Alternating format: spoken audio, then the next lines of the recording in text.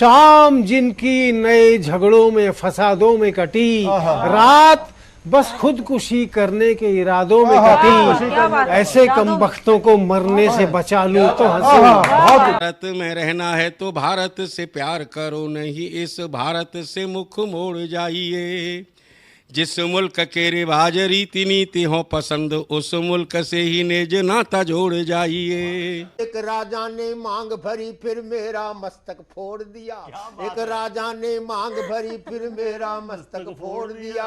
5 साल वाला गठबंधन 10 महीने में तोड़ दिया। सुलझा विवाद श्री राम जन्मभूमि वाला, बन रहा मंदिर है जय सिया राम की। नाच नर नारी झूम धरती को चूम चूम, देवगण बोले जय जय अयोध्या धाम की। तुमने गोकुल की गोपियों से अगर क्या बात है। प्रेम का व्याकरण पढ़ा, फर्क नहीं होता है राजा और भिखारी में, दोनों की सांसें काटी हैं समय की तेज कटारी ने। भारत के नौजवानों भारती पुकारती है, भेदभाव छोड़कर साथ साथ आइए। गाँव पे लगी है फिर भारती की लाज, आज सिंहनाद कर सोए राष्ट्र को जगाइए। दोस्तों नमस्कार, मैं डॉक्टर प्रवीण शुक्ल आपको प्रणाम करता हूं। सतमौला कवियों की चौपाल में आपका हार्दिक स्वागत करता हूं। बोली मैं तेरे बच्चे का बाप बनने वाला हूं, ये देख। ओ फुद्दू, एक गैस से भरा गुब्बारा अपनी माँ को दिखाइयो। लाइफ में कुछ बातों का बचना बहुत मुश्किल, और जब हो साथ सतमोला और उसका चटपटा टेस्ट, तो हर चीज बचेगी आसानी से। Satmola celebrates the release of Fukre 3 in theaters near you. CM साहब, हमारे 30 विधायक अपोजिशन पार्टी में चले गए, अब आप सीएम नहीं रहे। सतमोला तो अब नया सीएम कौन बन रहा है? Tell me. सतमोला खाओ, कुछ भी बचाओ। नमस्कार, सतमौला कवियों की चौपाल में आप सभी दर्शकों का हार्दिक स्वागत है। सतमौला कवियों की चौपाल में आज हमारा परम सौभाग्य है कि आज हमारे बीच में जो उपस्थित हैं, आज इस कार्यक्रम को जो भव्य गरिमा में एक आनंद हमें प्रदान किया करने वाले जो हमारे साथ उपस्थित हैं, उनका नाम होता है श्री डॉक्टर संदीप मारवा।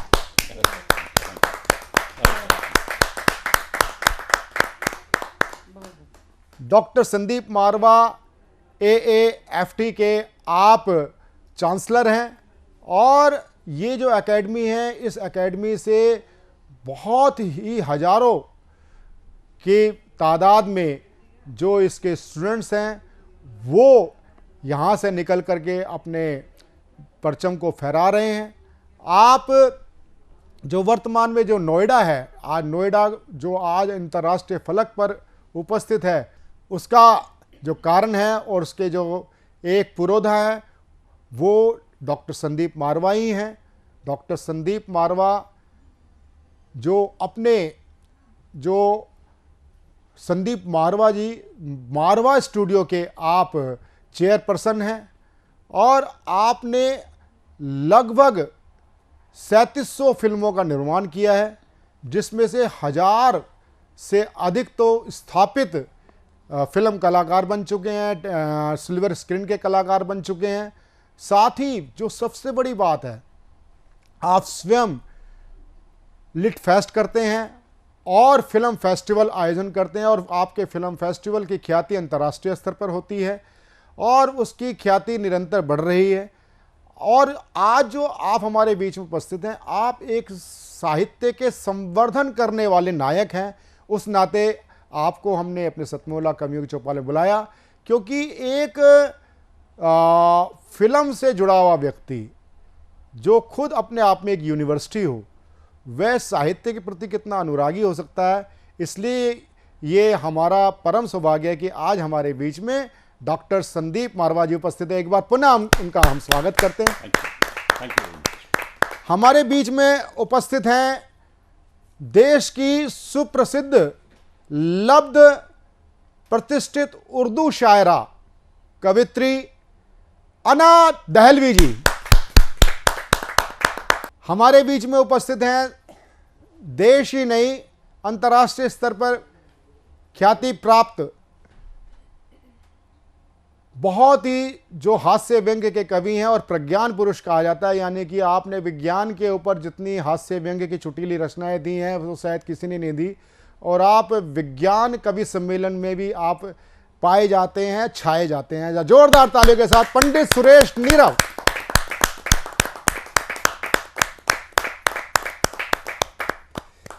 हमारे बीच में उपस्थित हैं देश की लब्ध प्रतिष्ठित गीतकार और शायरा डॉक्टर पूनम माटिया।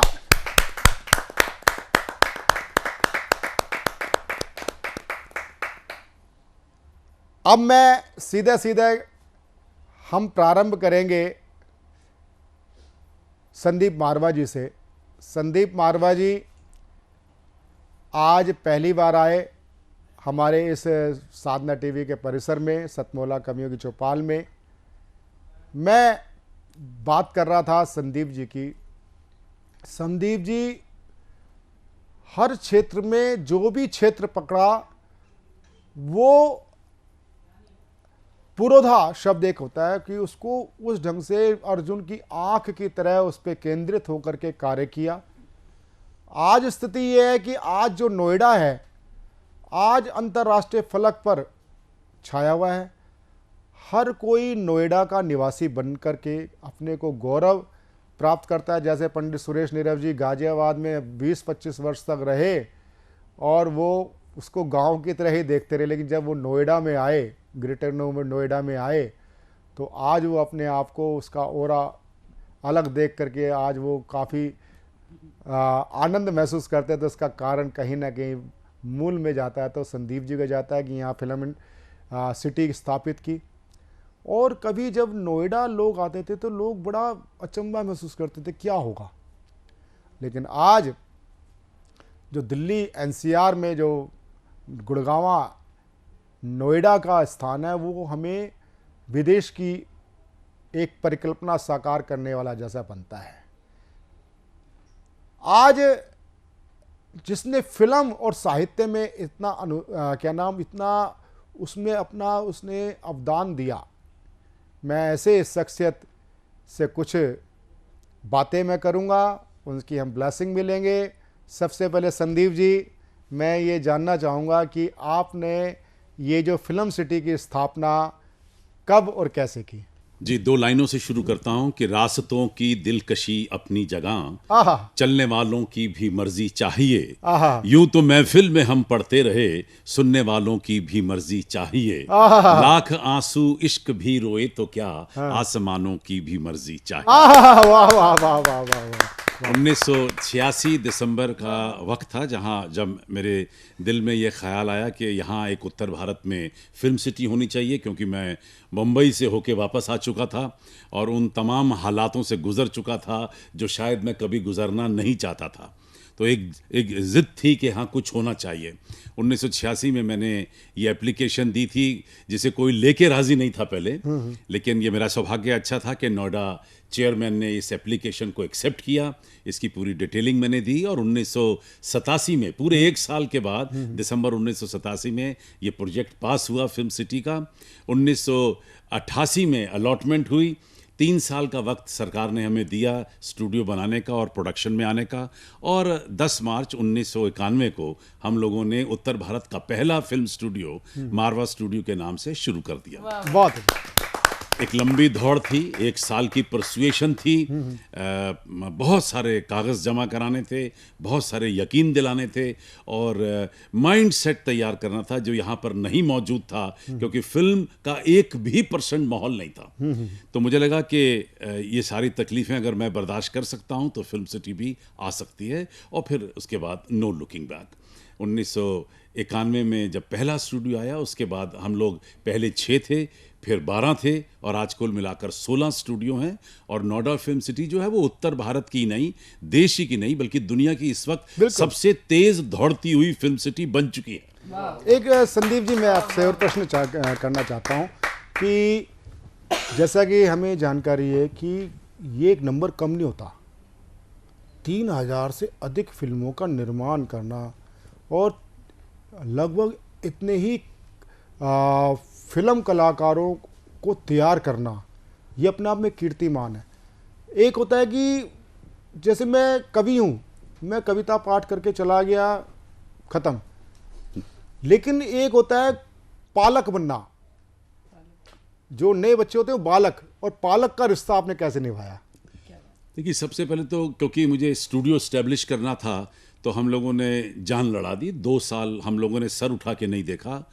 और मैं कट शॉर्ट करूं तो आज 30 सालों में हम लोग ने मारवा स्टूडियो से तकरीबन 4,500 टेलीविज़न प्रोग्राम, 50 से भी ज़्यादा चैनल के लिए, करीब 125 फीचर फिल्मों के साथ हम लोग जुड़े, 5,000 ट्रेनिंग फिल्मों का निर्माण हुआ और 3,300 शॉर्ट फिल्में बनाकर हमने अंतर्राष्ट्रीय रिकॉर्ड कायम किया। और हकीकत तो ये कि बहुत पेशेंस चाहिए और फिल्म बनाते वक्त सिर्फ पैसा ही नहीं बल्कि इसके साथ जो फिल्म बनाने की कला है वो आना बहुत ज़रूरी था। और शायद यही वजह थी कि हम लोगों ने 1993 में ये तय कर लिया कि हम लोग एक इंस्टीट्यूशन खोलेंगे, तभी फिल्म सिटी आगे बढ़ेगी। वरना भवन तो तैयार होते चले जा रहे थे लेकिन काम करने वाले लोग बहुत कम थे यहाँ पर। तो 1993 में हम लोगों ने Asian academy of film and television के नाम से पहला इंस्टीट्यूशन तैयार किया। 40 स्टूडेंट, 4 कोर्सेज। वो और बात है कि आज 8,000 स्टूडेंट और 80 कोर्सेज हैं और तकरीबन 30,000 बच्चा यहाँ से 145 मुल्कों से जो हमारे पास पढ़ने के लिए आया वो आज कामयाब है और आज फिल्म, टेलीविज़न और मीडिया इंडस्ट्री के अंदर बेहतरीन और खूबसूरत काम कर रहा है। और परसुएशन कंटिन्यूस, देखिए ये पैशन तो होना बहुत ज़रूरी था। एक स्टूडियो चलाने का पैशन, एक अच्छा इंस्टीट्यूशन चलाने का पैशन जो है वो अगर नहीं होगा तो आप एक कामयाब संस्थान भी नहीं चला सकते। आज ये कहते हुए हर्ष होता है कि AAFT जो है वो दुनिया के 10 सबसे बड़े फिल्म स्कूलों में इसका नाम आता है और तकरीबन 27 मुल्कों में AAFT जो है वो केस स्टडी है। UCLA में केस स्टडी है। जो हमारी आज नई एजुकेशन पॉलिसी बनी है 34 साल के बाद, उसमें भी AAFT एक केस स्टडी है। तो एक नए संस्थान, एक बुटीक संस्थान से लेकर और उसे एक दर्जा देना यूनिवर्सिटी का, ये अपने आप में एक बड़ी लंबी दौड़ थी। और मैं अकेला नहीं था लेकिन मेरे साथ बहुत सारे संगी साथी थे, पढ़े लिखे, इंटेलिजेंट, एक्सपीरियंस इंडस्ट्री के लोग जुड़े और लोगों ने अपने बेहतरीन और मजबूत एक्सपीरियंस को बच्चों के साथ मुझे और जानकारी मिली कि आपका लिटरेचर के प्रति, साहित्य के प्रति बहुत ही समर्पण है। आप लिट फेस्ट करते आ रहे हैं और मैं ये जानना चाहूँगा कि आप जो लिट फेस्ट किया और आपकी, मुझे डॉक्टर पूनम माटे जी ने बताया आपकी अभी एक पुस्तक भी आई है और उस पुस्तक के बारे में बात करेंगे। और साथ ही लिट फेस्ट की ये आपको परिकल्पना कैसे सूझी? क्योंकि मुझे जहाँ तक ध्यान है तो लिट फेस्ट मैंने 2 जगह सुनी, एक तो जयपुर या फिर आपका, और आज तो लिट फेस्ट की बाढ़ आ गई है। अब साहित्य इंडिया टुडे वाले भी करते हैं, लेकिन प्रारंभ अगर मैं देखता हूं तो जयपुर लिट फेस्ट एक आपका, तो ऐसा इसके बारे में आपको कैसे सूझा? देखिए, फिल्मों को और लिटरेचर को आप अलग नहीं कर सकते क्योंकि जितनी फिल्में हैं वो कहानियों पे ही तो आधारित हैं। तो वो वहाँ से कहानी शुरू होती है और जबकि हम लोग अभी 30 साल से पढ़ा रहे हैं लेकिन पिछले 16 साल से हम फिल्म फेस्टिवल कर रहे हैं। और जब फिल्म फेस्टिवल कर रहे थे तो वहीं से उसमें एक सेगमेंट हुआ करता था, लिटरेचर एंड सिनेमा। उस सेगमेंट को मैंने कहा कि ये बहुत ही इंटरेस्टिंग है, तो इस सेगमेंट को हम यहाँ तो करेंगे ही, लेकिन यहाँ से एक फेस्टिवल तैयार हुआ। दिमाग में हमारे ये सुझाव आया और हम लोगों ने इसको लिटरेचर फेस्टिवल का रूप दिया। आज कहते हुए मुझे बड़ी खुशी है कि 10 साल से हम लोग लिटरेचर फेस्टिवल अब कर रहे हैं और जो देश ही नहीं बल्कि अंतर्राष्ट्रीय स्तर के ऊपर कामयाब हुआ है। पिछले लिटरेचर फेस्टिवल तकरीबन 165 राइटर्स और कवियों ने भाग लिया। 3 दिन का ये फेस्टिवल होता है, तकरीबन 52 इवेंट होते हैं 3 दिन के अंदर और करीब 20,000 लोगों की हमें फुटफॉल मिली 3 दिन के अंदर और करीब 70 70 देशों ने भाग लिया।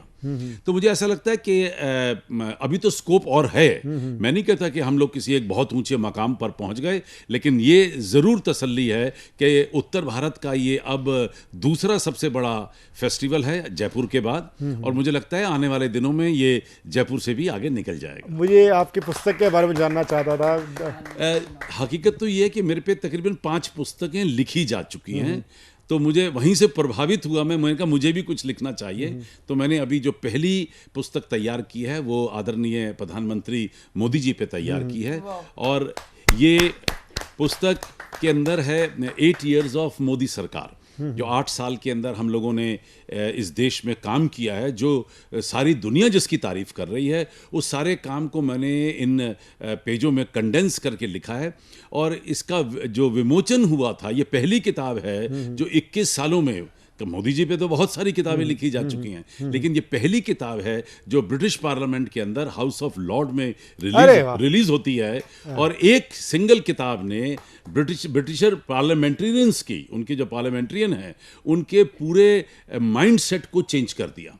और वहाँ पर जब लोगों ने इस किताब को देखा और जब उन्होंने ये काम देखा कि इन 8 सालों में इतना काम हिंदुस्तान में हुआ है, तो उन लोगों का जो टोटल देश के प्रति परसेप्शन थी वो बदल गई, वो सोच बदल गई कि क्योंकि वो उनको लोगों को गलत इन्फॉर्मेशन मिलती है और गलत खबरें छपती हैं। तो ये किताब जो है उन पे हावी हो गई और इसने उन लोगों की सोच बदली। इसकी मुझे सबसे ज़्यादा खुशी है।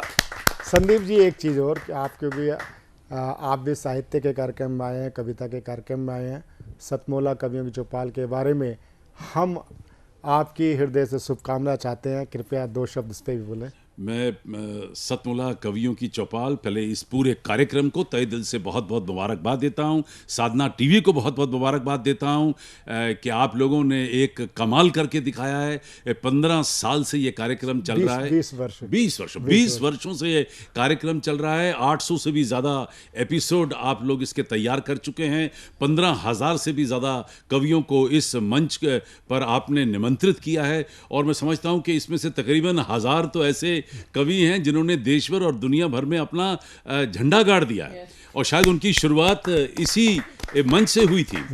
तो ये अपने आप में एक बड़ा भव्य कार्यक्रम है जो आप साहित्य के प्रति कर रहे हैं। मैं इसके लिए सभी लोगों को तहे दिल से बहुत बहुत मुबारकबाद देता हूँ। मैं समझता हूँ कि ये कार्यक्रम लगातार चलना चाहिए, और मैं आज अपने आप को सौभाग्यशाली समझ रहा हूँ कि मैं भी आज इस कार्यक्रम में जुड़ गया हूँ।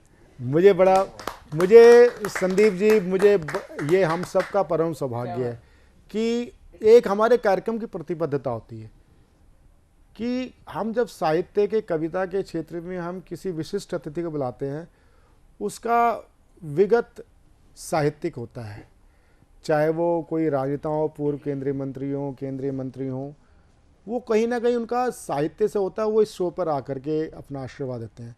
और ये आप उस कसौटी, खुद हमारे लिए कसौटी बने हैं कि जैसे आपने कहा, फिल्म और साहित्य का एक अंतर संबंध है। एक फिल्म फेस्टिवल से जुड़ी भी एक मुझे प्रसंग याद आ गया कि फिल्म फेस्टिवल में जब सिलेक्शन कमेटी होती है, उसमें एक फिल्म रिजेक्ट कर दी गई, वो टेक्निकल बेस पे की गई कि भाई इसका कैमरा वर्क ठीक नहीं है, इसमें डायरेक्शन ठीक नहीं है, एडिटिंग ठीक नहीं है। तो मेरा ये उसमें मत था कि भाई इसकी जो स्टोरी लाइन है ना, बड़ी ज़बरदस्त है। तो उन्होंने कहा भी अगर आप प्रवीण जी आप स्टोरी लाइन देख रहे हो तो फिर आपको एक साहित्य की किसी कमेटी में होना चाहिए, आप इसमें क्यों क्या काम कर रहे हैं। मैंने भाई नहीं, आप प्रेमचंद को, अमृता प्रीतम को, इनको कैसे इग्नोर कर दोगे। बिल्कुल। चित्रलेखा फिल्म का जो थी स्टोरी लाइन पे तो थी, ऐसे कई फिल्में जो हैं, फिल्में आई, वो शतरंज के खिलाड़ी है, इतनी जो फिल्में आई वो सब क्या ना, सारी हर फिल्म का जो कथानक होता है अपने आप में बड़ा महत्वपूर्ण होता है। तो वही संदीप जी ने उस बात की पुष्टि करी। मैं बड़ा अहोभाग्य अनुभव कर रहा हूँ कि आज हमारे बीच में संदीप मारवा जी रहे।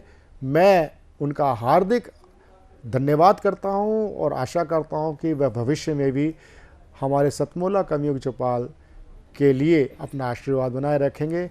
बहुत बहुत आभार Sandeep ji. Thank you very much. 2 लाइनों के साथ मैं बिल्कुल खत्म करना चाहता हूँ कि हम तेरे हो चुके हैं जब चाहे आजमा ले, नजरें तो मिल चुकी हैं अब दिल से दिल मिला ले। ऐ शम्मा तेरी खातिर परवाना बन गया हूँ, जरा देख ले आकर दीवाना बन गया हूँ। सजदे में गिर गया हूँ अब तो जरा उठा ले, हम तेरे हो चुके हैं जब चाहे आजमा। वाह वाह वाह। सतमौला कवियों की चौपाल में हम जिनको कविता पाठ कराने जा रहे हैं, और वो एक उर्दू अदब की बहुत ही शानदार एक कवित्री हैं। अगर मैं कहूँ विश्वविख्यात हैं।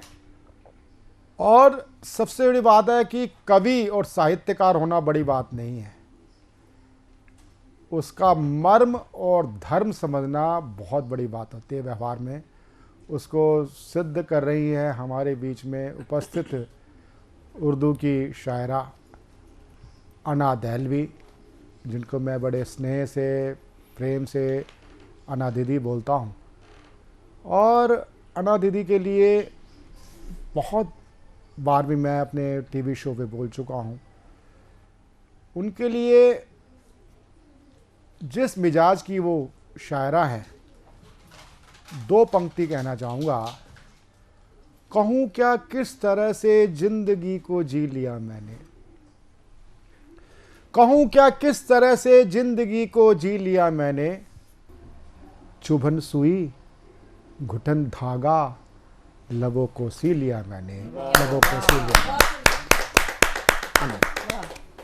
सबसे पहले सभी लोगों को, मेरे सुनने वाले, देखने वाले और ख़ास तौर पे साधना चैनल के लोग जितने भी बैठे हैं, सभी की बहुत बहुत शुक्रगुजार हूँ और सबको प्रणाम करती हूँ और सबको आदाब करती हूँ। यह साथियों को अपने नमन करती हूँ।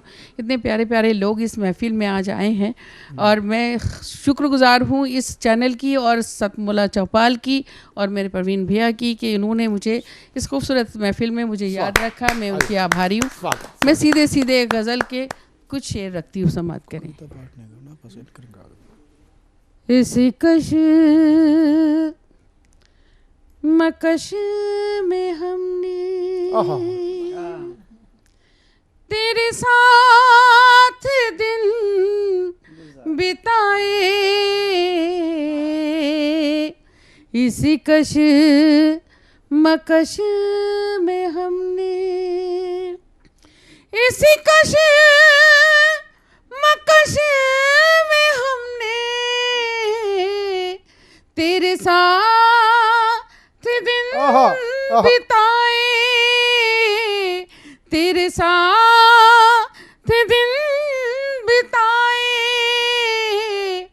कभी हंस के रो दिए, बहुत अच्छे, कभी रो के मुँह बहुत अच्छे, बहुत अच्छे, बहुत अच्छे, बहुत अच्छे, कभी हंस बहुत अच्छे के रो दिए। और शेर बतौर खास सभी की दुआएं चाहती हूँ, आशीर्वाद चाहती हूँ, सुनिएगा। मुझे प्यार करने वाले कभी देखने भी आ जा, मुझे प्यार करने वाले, मुझे प्यार करने वाले कभी देखने भी आ जा, मुझे देखने भी आ जा।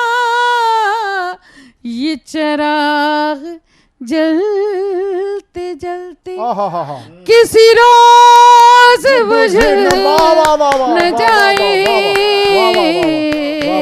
ये चिराग जलते जलते, बहुत शुक्रिया, ये चिराग जलते जलते किसी रोज बुझ न जाए,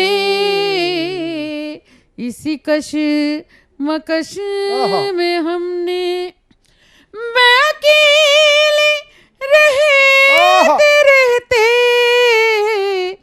किसी रोज मर न जाऊं। प्रवीण जी और मेरे साथी सब महसूस करें इस शेर को, वो जानते हैं मेरी लाइफ के बारे में। मैं अकेले रहते रहते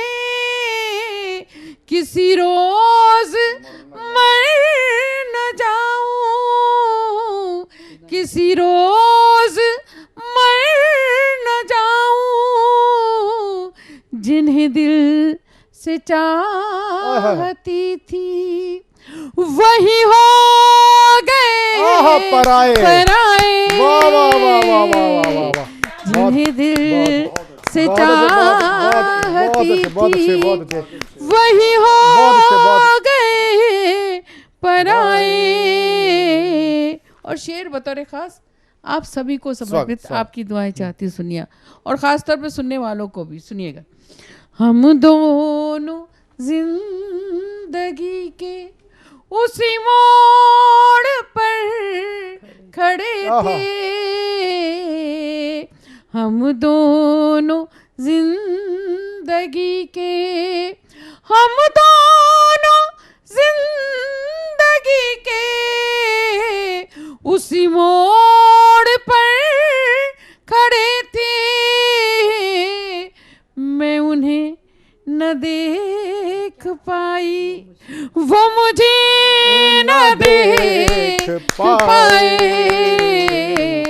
मैं उन्हें बहुत अच्छे, बहुत अच्छे, न बहुत अच्छे, बहुत देख अच्छे, पाई, बहुत अच्छे, वो मुझे बहुत अच्छे, न देख बहुत अच्छे, बहुत अच्छे, पाए। बहुत अच्छे, बहुत अच्छे, बहुत अच्छे, इसी बहुत अच्छे, कश्मकश में बहुत हमने अच्छे, बहुत अच्छे। बहुत बहुत शुक्रिया, ये बहुत थी- धन्यवाद प्रवीण जी, बहुत ये थी शुक्रिया। हमारी दीदी अना दहलवी जी।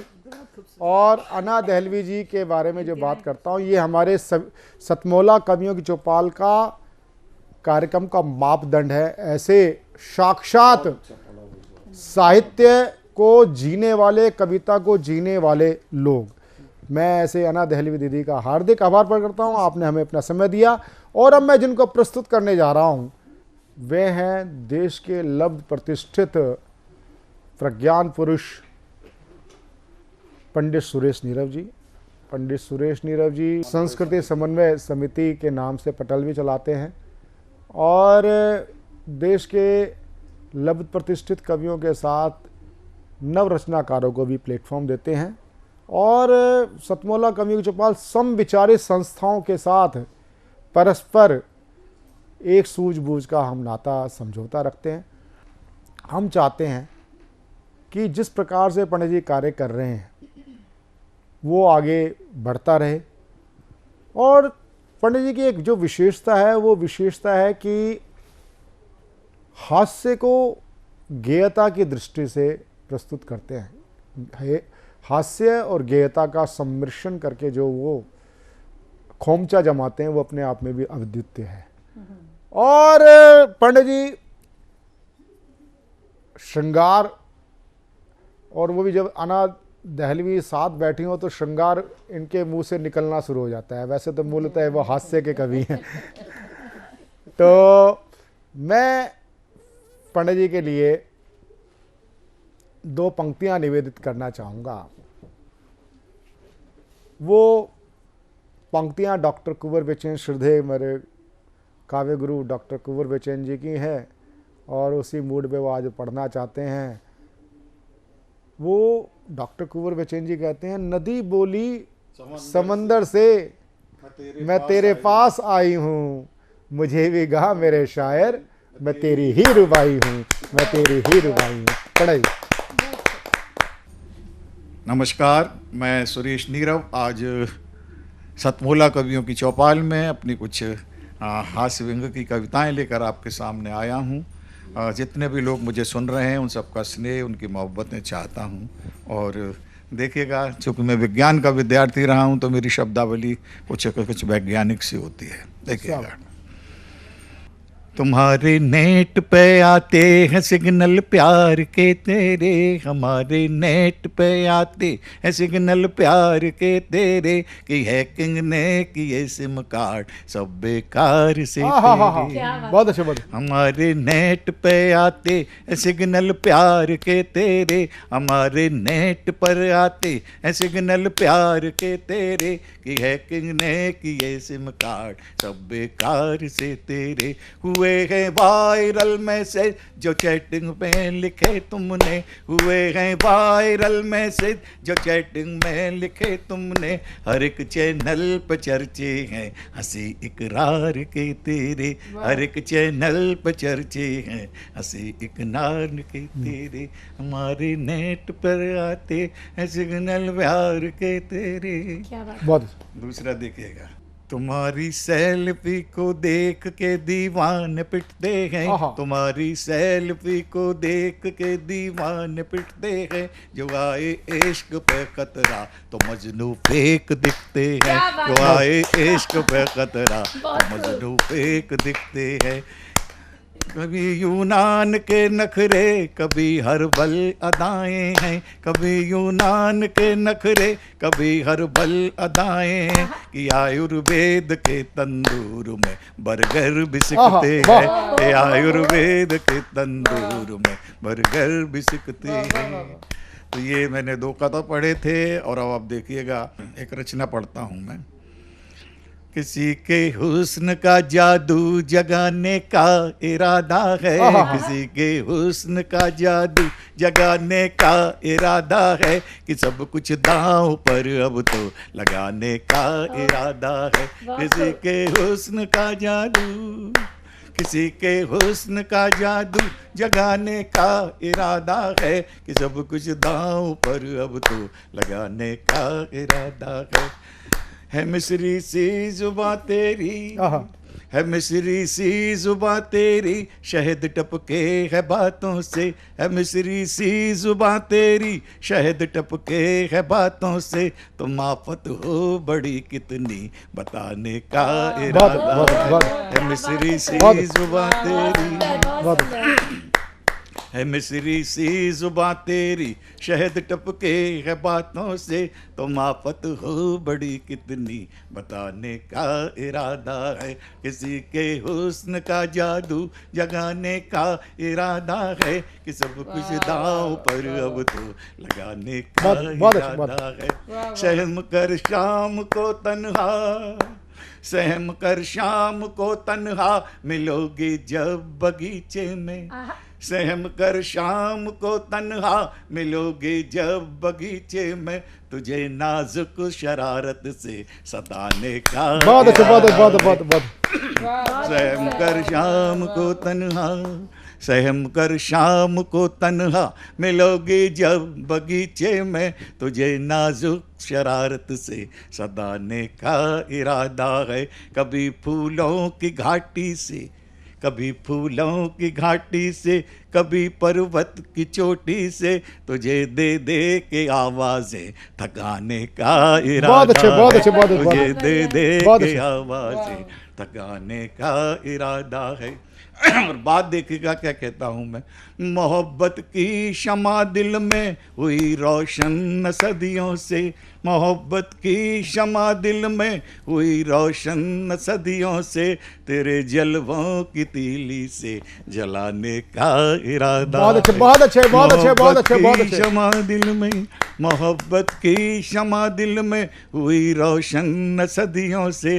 तेरे जलवों की तीली से जलाने का बहुत अच्छे, बहुत अच्छे। ठिठुर कर शाम ने ओढ़ा है देखो शॉल कोहरे का। ठिठुर कर शाम ने ओढ़ा है देखो शॉल कोहरे का। तुझे जलते अलावों पर बुलाने का इरादा है। बहुत अच्छे, बहुत तुझे जलते अलावों पर बुलाने का इरादा है। तुझे नदियों की कलकल में, तुझे नदियों की कलकल में, तुझे भंवरों की गुनगुन में, तुझे खुशबू की रुनझुन में बसाने का इरादा है। किसी के हुस्न का जादू, फटाफट तुम चली आओ मेरी उजड़ी हवेली में। फटाफट तुम चली आओ मेरी उजड़ी हवेली में। तुझे टूटे खटोले पर सजाने का इरादा है। तुझे टूटे खटोले पर सजाने का इरादा है। किसी के हुस्न का जादू। बहुत अच्छे, बहुत अच्छे, बहुत अच्छे। और अब मैं जिनको प्रस्तुत करने जा रहा हूँ वह होती हैं हमारे सतमोला कवियों की चौपाल की हमारी बड़ी दीदी और मानद निदेशक, हमारे मानद निदेशक प्रीति कच्छल जी, जोरदार ताली के साथ हम स्वागत करें।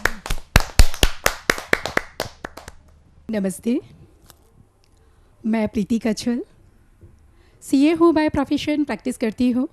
आप सभी का अभिनंदन करती हूँ। मैंने गीत की रचना करी है जिसका शीर्षक है प्रकृति की ओर। इससे पहले कि मैं इस गीत का गायन शुरू करूँ, मैं आपको ले चलती हूँ श्रीमद् भगवद गीता के अध्याय 3 के 27वें श्लोक का जो प्रथम और द्वितीय चरण है। उसमें श्री कृष्ण भगवान कहते हैं, प्रकृते क्रियमाणानि गुणै कर्माणि सर्वशः, यानी कि whatever acts we are doing, all actions are being governed by prakriti only, by the primordial nature of prakriti. Very तो ये जो हमारी प्रकृति के तरफ रुझान होना चाहिए वो कुछ परिलक्षित है इस गीत से।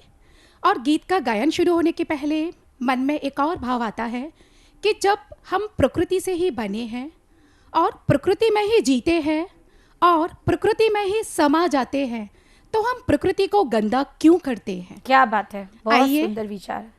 गीत प्रकृति की ओर। स्वागत है।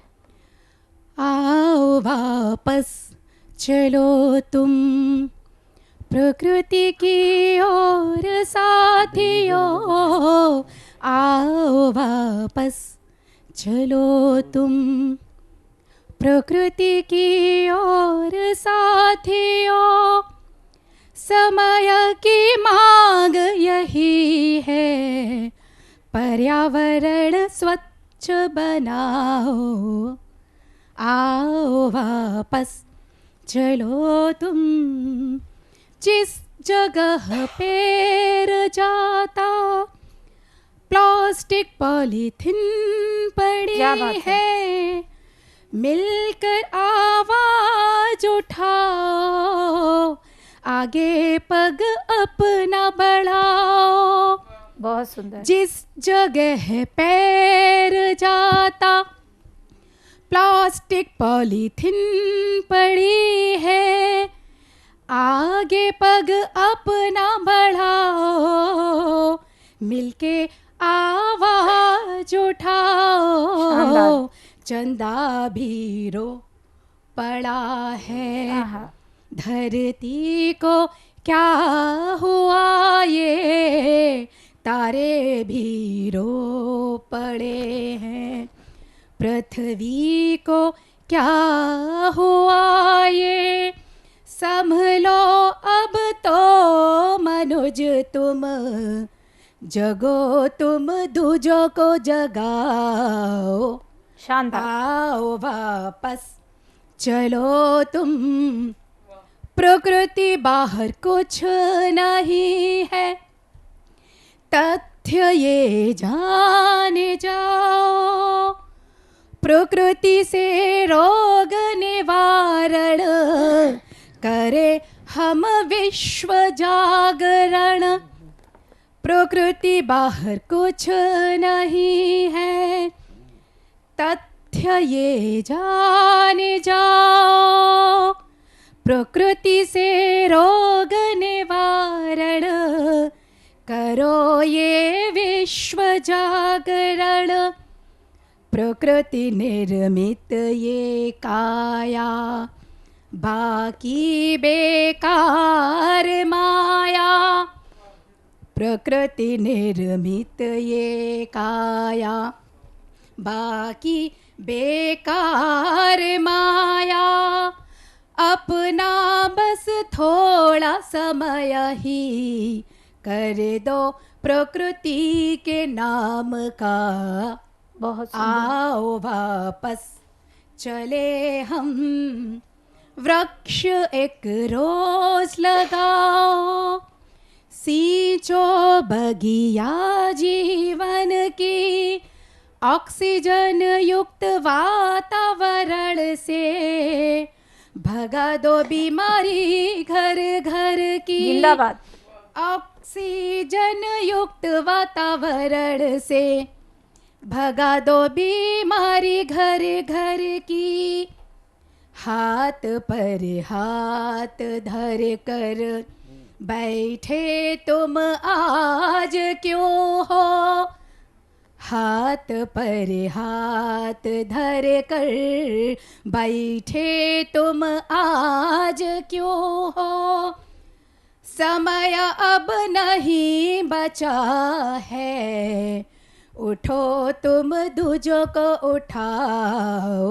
बहुत सुंदर, बहुत सुंदर। वापस चलो तुम प्रकृति की ओर साथियों, आओ वापस चलो तुम प्रकृति की ओर साथियों, समय अब नहीं बचा है, प्रदूषण रोको और रुकवाओ, आओ वापस चलो तुम, आओ वापस चलो तुम, आओ वापस शानदार, चलो तुम। शानदार शानदार शानदार। Thank you. अभी लेते हैं एक छोटा सा कमर्शियल ब्रेक।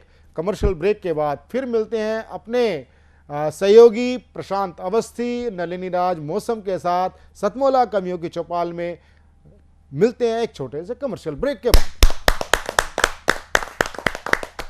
भूली, मैं तेरे बच्चे का बाप बनने वाला हूँ, ये देख। ओ फुद्दू, एक गैस से भरा गुब्बारा अपनी माँ को दिखाइयो। लाइफ में कुछ बातों का पचना बहुत मुश्किल, और जब हो साथ सतमोला और उसका चटपटा टेस्ट, तो हर चीज बचेगी आसानी से। Satmola celebrates the release of Fukre 3 in theaters near you. हर पल मस्ती और रंगीन विद सतमोला नमकीन, इससे बेटर है नथिंग। सतमोला नमकीन डिफरेंट टेस्ट है बेमिसाल, पनीर भुजिया भी कमाल, इसके टेस्ट के सब शौकीन। हाँ सतमोला नमकीन, सतमोला स्वीट्स एंड नमकीन, इससे बेटर है नथिंग। हाँ सतमोला नमकीन।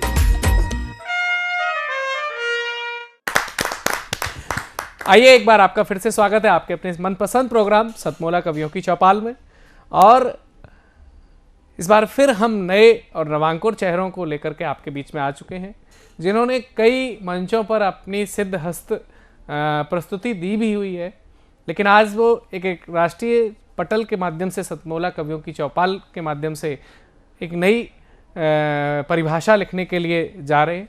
मैं बुलाना चाहता हूँ जिसने पाई है कविता और मंचों पर ख्याति।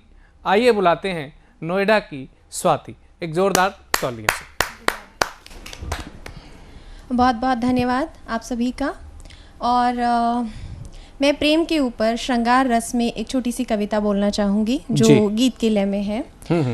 कभी खूबसूरत तुम पथ को बना दो, कभी खूबसूरत तुम पथ को बना दो, कभी मेरे जीवन की राहें सजा दो, कभी मेरे जीवन की राहें सजा दो। तुम ही मन की हो, तुम ही मन की हो वेदना के मुसाफिर, तुम ही मन की हो वेदना के मुसाफिर, तुम ही मेरे मन की वीणा के विचारक, तुम ही मेरे मन की वीणा के विचारक। छलक जो गए वो मेरे मन के सपने, छलक जो गए वो मेरे मन के सपने, चुपके से आके उन्हें तुम सजा दो, चुपके से आके उन्हें तुम सजा दो। कभी खूबसूरत तुम पथ को बना दो, कभी मेरे जीवन की गांठें खुली जो, कभी मेरे जीवन की गांठें खुली दो। चलूं मैं छलक के मन से मचल के, चलूं मैं छलक के मन से मचल के। तुम जानो सब ये मेरे मन की बातें, तुम जानो सब ये मेरे मन की बातें। मैं कौन हूँ कौन हूँ तुम बता दो, मैं कौन हूँ तुम बता दो। कभी खूबसूरत तुम पथ को बना दो, कभी मेरे जीवन की राहें सजा दो। मैं प्रेम दासी हूँ, दासी रहूँगी, मैं प्रेम दासी हूँ, दासी रहूँगी। मैं सत्यकामी रहूँगी, मैं सत्यकामी रहूँगी। चलती रहूँगी, मैं चलती रहूँगी, चलती रहूँगी, मैं चलती रहूँगी। ये जाके तुम सारे जग को बता दो, ये जाके तुम सारे जग को बता दो। कभी खूबसूरत तुम पथ को बता दो, कभी खूबसूरत तुम पथ को बना दो। सांसों में सांसों की पीड़ा चली, सांसों में सांसों की पीड़ा चली। मेरे मन में भावों की आंधी ढली, मेरे मन में भावों की आंधी ढली। न बहकूं न संभलूं तेरे संग चल दूं, न बहकूं न संभलूं तेरे संग चल दूं। मेरे मोहन मुझे तुम चला दो, मेरे मोहन मुझे तुम चला दो। कभी खूबसूरत तुम पथ को बना दो, कभी मेरे जीवन की राहें सजा दो। धन्यवाद। बहुत ही शानदार प्रेम के गीत से शुरुआत की थी, और ये भारतीय संस्कृति में हमेशा हुआ है कि जब भी प्रेम की बात हुई है, प्रेम की संस्कृति की बात हुई है, तो हमेशा कहीं ना कहीं प्रत्येक कवि ने ये चाहा है, कवित्री ने चाहा है कि उसकी प्रेम की पूर्णता अगर कहीं हो तो वो राधा और कृष्ण जैसी हो, जो कि स्वाति ने मोहन पर जाकर के इसकी प्रेम की परिभाषा को पूर्ण करना चाहा। आइए मैं बुलाना चाहता हूँ एक ऐसे गीतकार को कि जो बुलंदशहर से आए हुए हैं और बड़े ही सौम्य तरीके से वो अपनी रचनाओं की प्रस्तुति देते हैं। आइए स्वागत करते हैं आप सबकी जोरदार तालियों से आदरणीय प्रमोद गुप्ता जी का बुलंदशहर से। मैं प्रमोद गुप्त, जहांगीराबाद बुलंदशहर जी, स्वागत है। कि सच सच मेरे नयन बताओ, मत इन तारों को गिनवाओ। सूरत दिखा दिखा कर चंदा मेघों में क्यों छिप जाता है। सच सच मेरे नयन बताओ, और क्यों श्वासों को नोच रहे हैं यादों के पंछी आवारा। इच्छाओं की नाव बह चली और मन का खो गया किनारा। और दूर रहो ओ मस्त हवाओ, पर मुझको इतना बतलाओ। मेरी वीणा टूट गई जब, फिर मेरा दिल क्यों गाता है। सच सच मेरे नयन बताओ, मत इन तारों को गिनवाओ। और छुपा छुपा रो पे जो मैंने, सब सपने नीलाम हो गए। तनिक जरा सी ठोकर खाई और हाथों के जाम खो गए। और मिलने का कोई जतन बताओ, कोई मंत्र मुझे सिखलाओ। पीपल भी तो पतझड़ बनकर फिर से पत्ते फल पाता है। सच सच मेरे नयन बताओ, सच सच मेरे नयन बताओ, मत इन तारों को गिनवाओ। और मेरे सब ही शब्द बावरे जाने कैसे छंद बन गए। और मेरे जीवन के सब क्षण एक अधूरा निबंध बन गए। और मुझको मौखिक नहीं पढ़ाओ, मेरी लेखनी मुझे दिलाओ। कोई मुक्त छंद सा आकर गीतों को क्यों बहकाता है, सच सच मेरे नयन बताओ, मत इन तारों को गिनवाओ। सूरज दिखा दिखा कर चंदा मेघों में क्यों छिप जाता है, सच सच मेरे नयन। बहुत ही सुंदर आपने जो अपने नयनों से प्रश्न किए हुए हैं। हमारी जो है एक बहुत ही बड़ी रचनाकारा हैं और हमारे बीच पधारी हैं वो, हम उन्हें बहुत ही दिल से स्वागत करेंगे। इन्हें सभी हम गुरु माँ कहकर पुकारते हैं, जिनका नाम है मधु मिश्रा जी। मैं चंद पंक्तियों से इनको आवाज़ देना चाहूँगी। सुनकर कर दे अनसुना ऐसी इनकी आवाज़ नहीं, मिलकर भूल जाएं ऐसे इनके अल्फाज नहीं, किसी महफिल में छुप जाएं ऐसे इनके अंदाज नहीं, सूरज सी दमकती हैं ये किसी परिचय की मोहताज नहीं। और हम चलते हैं हमारी मधु मिश्रा मैम की ओर, आपका तालियों से स्वागत करते हैं। नमस्कार, मैं संचालिका जी, बहुत अच्छा संचालन कर रही हैं और मैं पर्यावरण पर कविता लिखती हूँ। मैं समय बर्बाद न करते हुए भी मैं अपनी कविता तो सुनाती हूँ। सुनिए, मैंने वृक्ष के ऊपर लिखी है जी, और मैं वृक्ष के ऊपर सुनाती हूँ कि वृक्ष मानव से क्या क्या कहता है, वो कितना परेशान है। इसलिए वृक्ष की पीड़ा को मैंने अपनी कविता में लिखा है, वो सुनिए। वृक्ष कहता है मानव से चलाओ ना हम पर आरी, वृक्ष कहता है मानव से चलाओ ना हम पर आरी। और कहता है, जा दिन से ये बनी है दुनिया रखा तेरा ख्याल, जा दिन से ये बनी है दुनिया रखा तेरा ख्याल। रोटी कपड़ा दे कर करते, रोटी कपड़ा दे कर करते तुझको माला माल, तेरी क्या गई है मत मारी, चलाओ ना हम पर यारी, तेरी क्या गई है मत मारी, चलाओ ना हम पर यारी।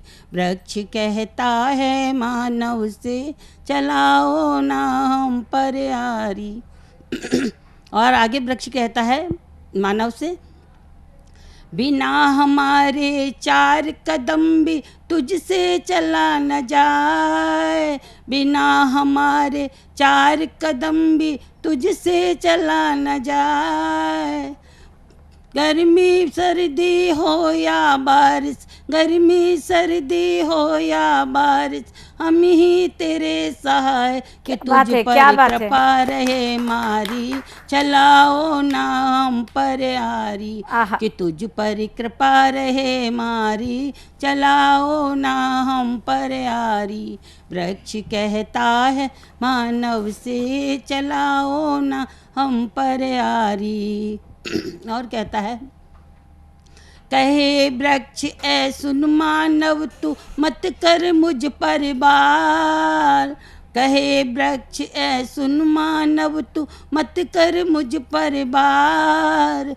पल पल ही तेरे जीवन के, पल पल ही तेरे जीवन के हम ही पालनहार, निभाते सदा हम ही यारी, चलाओ ना हम पर यारी, निभाते सदा हम ही यारी, चलाओ ना हम पर यारी। वृक्ष कहता है मानव से चलाओ ना हम पर यारी।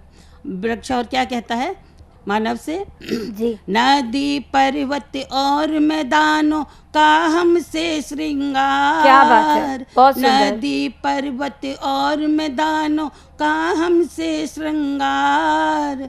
नहीं वृक्ष होंगे धरती पर, नहीं वृक्ष होंगे धरती पर, होगी ये अंगार। नष्ट धरती होगी सारी, चलाओ ना हम पर यारी। नष्ट धरती होगी सारी, चलाओ ना हम पर यारी। वृक्ष कहता है मानव से, चलाओ ना हम पर यारी। नमस्कार संचालिका जी, बहुत बहुत धन्यवाद। दोस्तों, अब समय हो चुका है वीडियो सेगमेंट का। आज वीडियो सेगमेंट में हमारे बीच में संध्या रानी, जो कि देवघर झारखंड से अपनी कविता लेकर के आज वीडियो के माध्यम से हम सबके बीच में आई हुई हैं। आइए आप सबकी जोरदार तालियों से स्वागत करते हैं संध्या रानी जी का। नमस्कार, मैं संध्या रानी देवघर झारखंड से आपके इस टीवी चैनल और सतमोला कवियों की चौपाल को मेरा हार्दिक आभार, जिन्होंने मुझे ये अवसर दिया कि मैं भी अपनी प्रस्तुति दे सकूं। तो आज की मेरी कविता की शीर्षक है, मैं एक मजबूत कड़ी हूँ। हाँ, मैं एक मजबूत कड़ी हूँ, स्वयं के हाथों से जुड़ी हूँ। पत्थरों की दरार से झांकती पौधों में वृक्ष रूप खड़ी हूँ। हाँ, मैं एक मजबूत कड़ी हूँ। कोशिश भी न करना पौधा देख मुझे उखाड़ फेंकने की। पत्थरों के नीचे दूर तक अपनी दरारों में पड़ी हूँ। हाँ, मैं एक मजबूत कड़ी हूँ। जग में कोई जंग जीतना मेरे लिए मुश्किल नहीं। जग में कोई जंग जीतना मेरे लिए मुश्किल नहीं।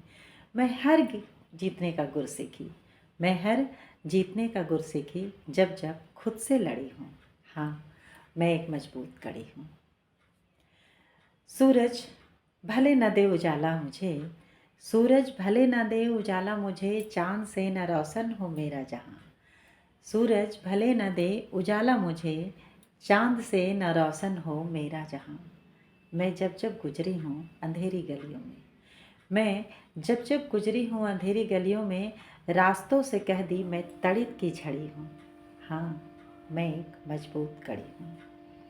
हाँ, मैं एक मजबूत कड़ी हूँ। बेशक राहों में न हो फूलों की सेज, बेशक राहों में न हो फूलों की सेज, मुझे आता है चलना हर कांटों को फेंक। बेशक राहों में न हो फूलों की सेज, मुझे आता है चलना हर कांटों को फेंक। और बाधाएं बरस कर रोकना शुरू कर दे मुझे, और बाधाएं बरस कर रोकना शुरू कर दे मुझे। मैं हौसलों से बढ़ने की जिद पे अड़ी हूँ। हाँ, मैं एक मजबूत कड़ी हूँ। खड़े होके पर्वत शिखर भी आगे बढ़ने से रोके, चाहे गिराने पे आ जाए हवाओं के झोंके। खड़े होके पर्वत शिखर भी आगे बढ़ने से रोके, चाहे गिराने पे आ जाए हवाओं के झोंके। अब विश्वास के पर खोले, अब विश्वास के पर खोले, मैं आसमां में उड़ी हूँ। हाँ, मैं एक मजबूत कड़ी हूँ। हाँ, मैं एक मजबूत कड़ी हूँ। समय का रुख ऐसा, समय का रुख ऐसा बादलों का धुंध जैसा, समय का रुख ऐसा बादलों का धुंध जैसा। और करे जो भी वह टिप्पणी, करे जो भी वह टिप्पणी, मुझे उसी से है सीखनी। करे जो भी वह टिप्पणी, मुझे उसी से है सीखनी। मैं स्वयं में समय की घूमती घड़ी हूँ। हाँ, मैं एक मजबूत कड़ी हूँ। हाँ, मैं एक मजबूत कड़ी हूँ। गिरिवन के साए अचानक रोकने को आए, गिरिवन के साए अचानक रोकने को आए, पर बहती नदी को तो समंदर ही भाए। गिरिवन के साए अचानक रोकने को आए, पर बहती नदी को तो समंदर ही भाए। दिखने में छोटी हूँ, दिखने में छोटी हूँ, पर बहाव में बड़ी हूँ। हाँ, मैं एक मजबूत कड़ी हूँ। हाँ, मैं एक मजबूत कड़ी हूँ। बहुत बहुत धन्यवाद।